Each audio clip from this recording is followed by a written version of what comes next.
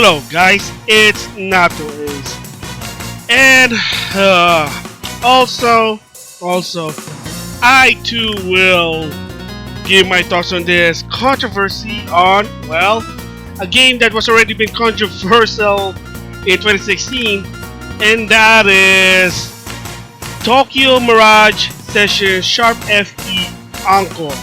So here's a little gist of what this game is. It's a collaboration with Atlas and Nintendo. Technically is the concept of Persona or Shin Megami Tensei teaming up with the design, some moves, visual of Fire Emblem.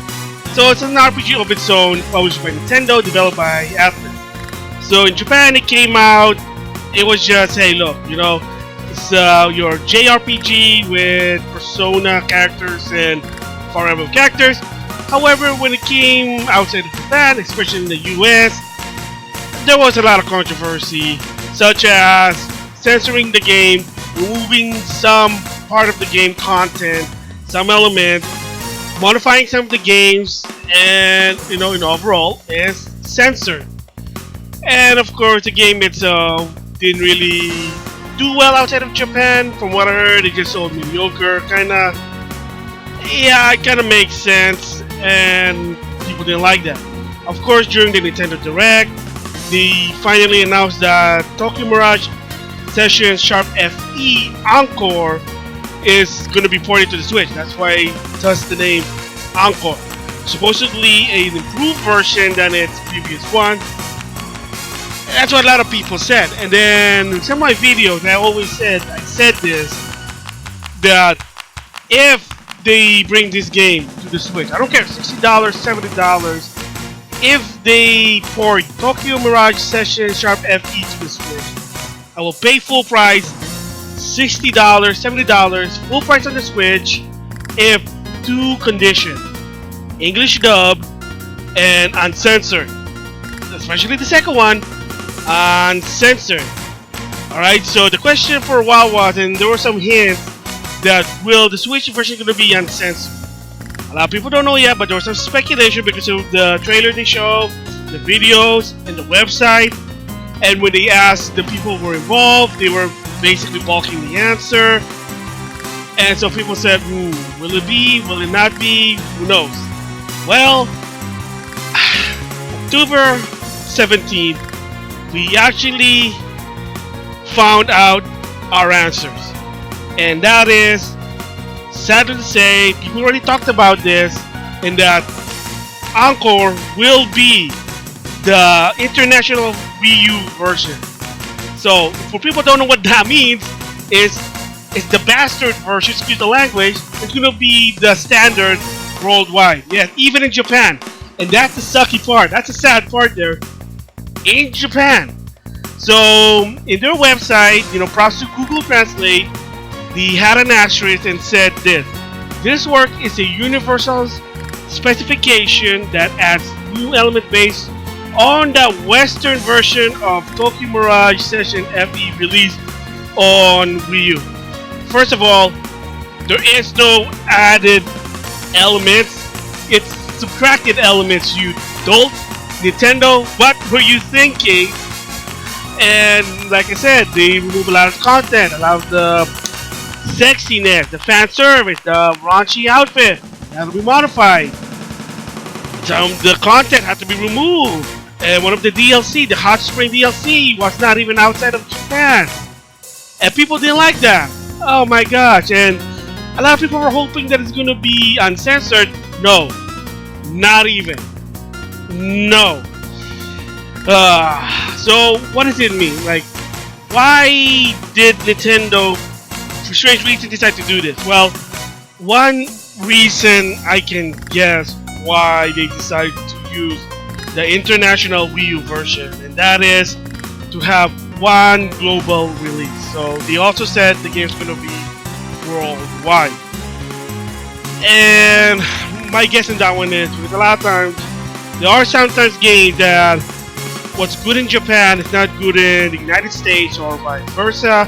So there's a lot of changes, and to some extent for that one, believe it or not, it does cost money when they do those types of things.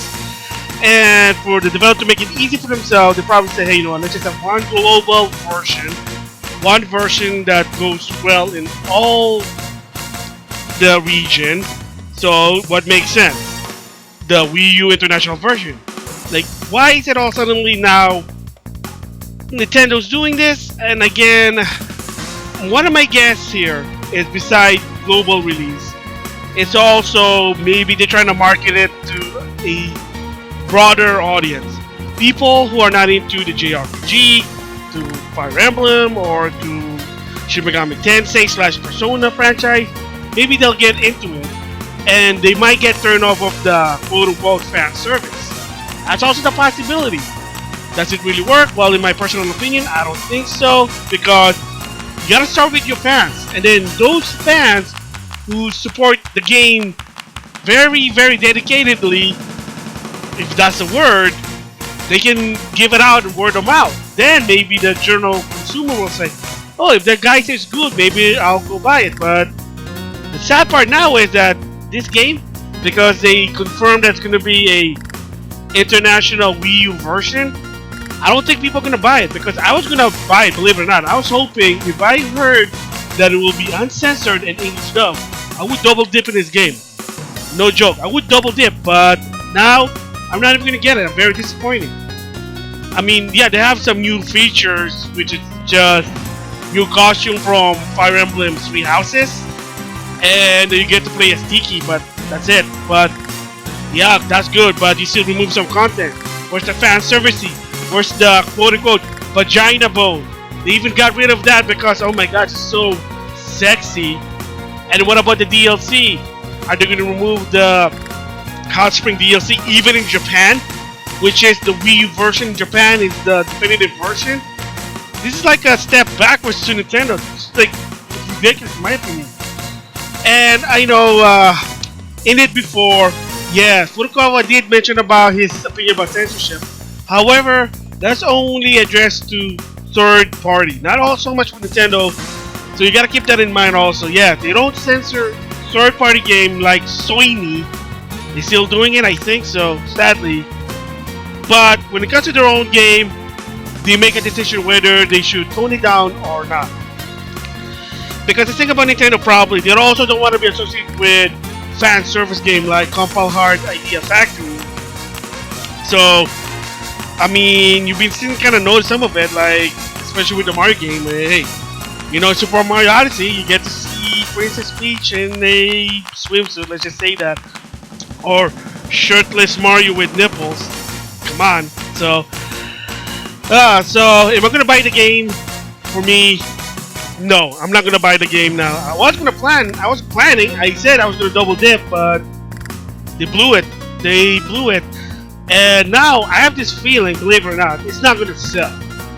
I mean, you're gonna censor it in Japan. A lot of the people who love this game, who probably bought it on the Wii U, they might be thinking, wow, this is backwards. This is freaking backwards than before. Like, really? And people thought that Nintendo's already learning with the mobile game, not censoring stuff, but no. With this game, what's with this game and the controversy? Oh my god, they made it worse. They made it worse than before. So, to Nintendo of Japan, good luck trying to sell this game. The Wii U version, international, didn't even sell well. It bombed from what I heard. And now, this is probably going to be my hypothesis. It might not even do good. It's just me, my personal opinion, but I wouldn't be surprised. And the sad part too is that the Wii U version in Japan, it has a Zero B. And now it still has a Zero B, yet now it's more ass backwards. So, I don't know, who knows. You just have to wait and see when this game comes out in January 17, 2020. And it's going to be a worldwide release. So, I'm also going to be surprised if they're not even going to English dub it. I mean, is there a solution that can do this? There is one solution. It might not be a good idea, but it is a possibility. And that is a paid expansion pack. Yes, a paid expansion pack, whatever. Make it a director's cut, and stuff outside of Japan. Sell it for, heck, $30. I mean, that's gonna be, I know people are not gonna be happy with that, because $60 for the game and $30 more just to have that definitive version. Again, I'm not saying it's a good idea, but just like Mighty Number 9, it's better than nothing. But right now, I don't think it's too good now. And again, a lot of people, Censor Gaming, Go Nintendo, Nintendo War, Dark Titan Enterprises, even for people who not into fan service are even talking about this game.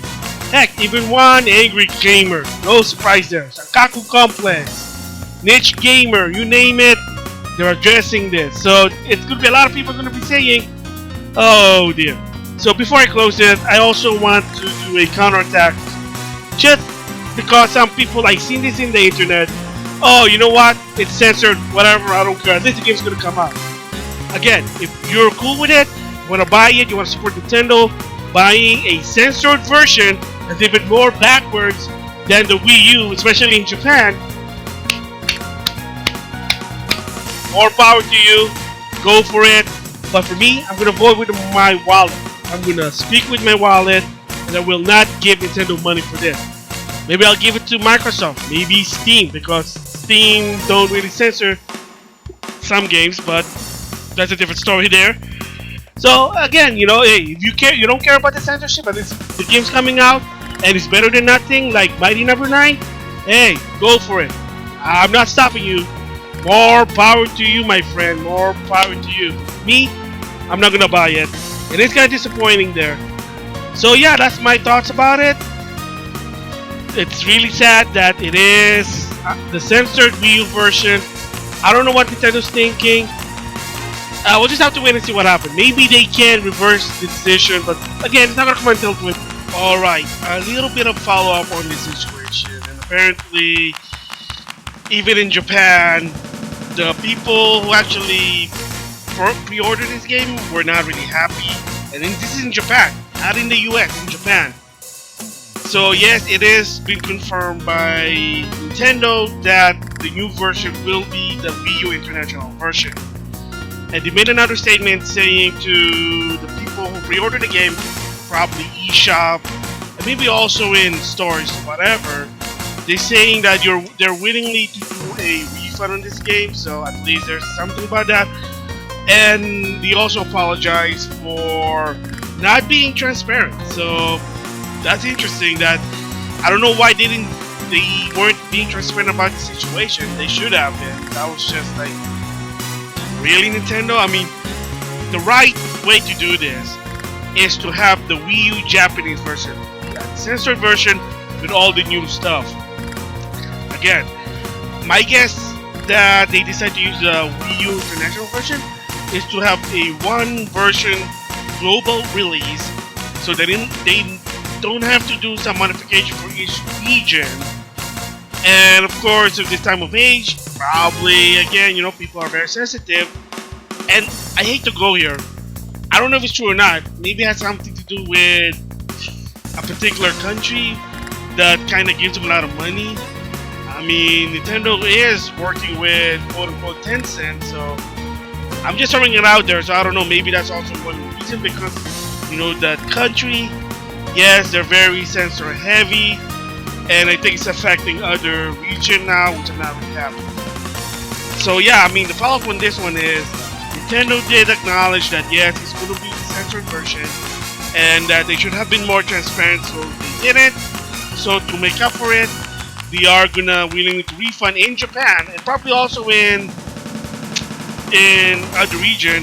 If you bought it on the eShop, you can get a refund. So there you go. So with that, I'll see you guys later.